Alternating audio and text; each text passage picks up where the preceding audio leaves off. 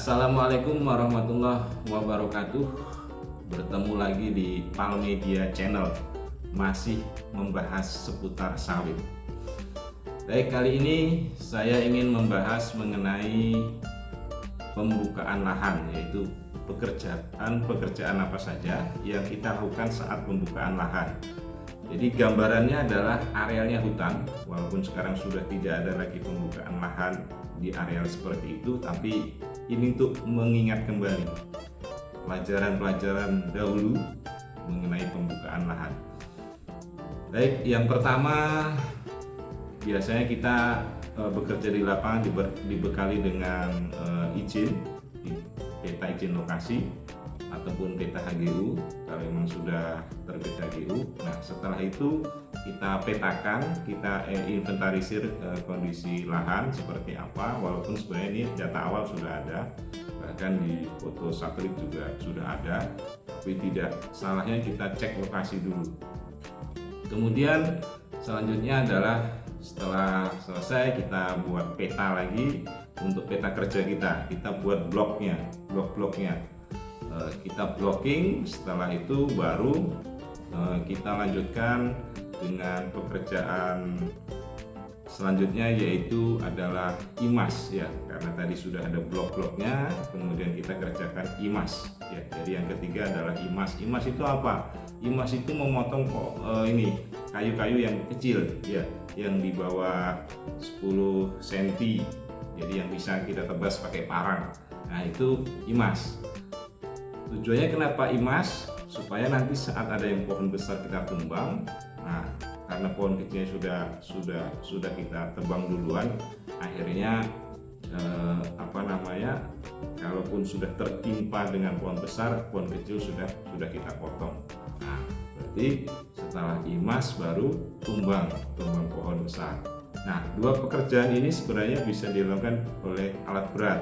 Bisa, kalau pakai manual kan biasanya kita pakai parang, kemudian yang besar kita sensau, baru kita simpuk, kita rumpuk pekerjaan selanjutnya pakai alat berat. Nah, sekarang bisa juga dilakukan langsung IMAS tumbang dengan alat berat. Bisa kita pakai doser, kita pakai ekskavator sesuai kondisi areal.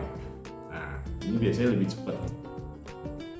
Kemudian adalah setelah selesai lahannya udah bersih, kita rimpuk, kita kumpulin gitu pohon-pohon yang kita tumbang dalam satu jaluran khusus, barisan khusus ya, yang nanti harapannya ini tidak kena saat ajir, nah, tidak kena pas jalur tanam. Nah, makanya dalam merimpuk ini juga perlu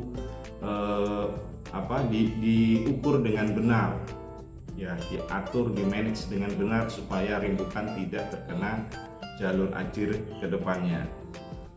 Ya, setelah kita rimpuk, kita bisa lanjutkan dengan pekerjaan buat parit kalau kita perlukan parit, kemudian juga kita atau perlu teras, kita buat teras. Nah, setelah selesai sudah bersih, sudah disimpuk, sudah dibuat paritnya, sudah dibuat terasnya.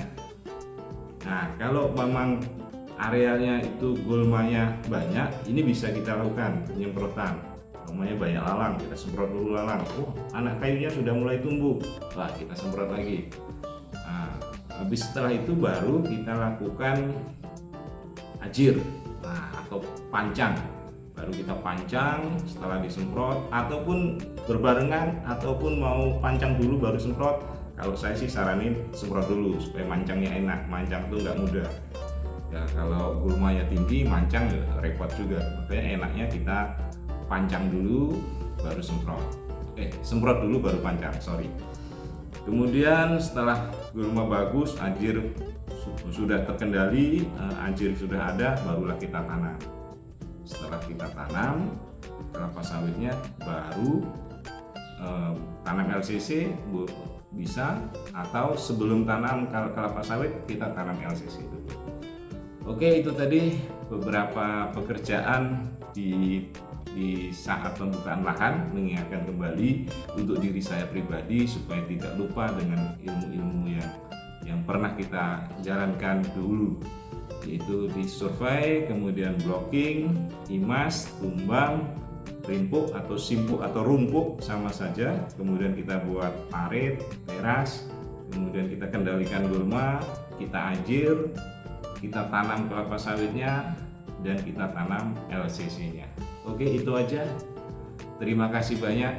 Mudah-mudahan ini bermanfaat untuk diri saya pribadi dan mungkin Anda, sahabat-sahabat semua yang berkenan menonton video ini. Terima kasih banyak. Saya akhiri, wassalamualaikum warahmatullahi wabarakatuh.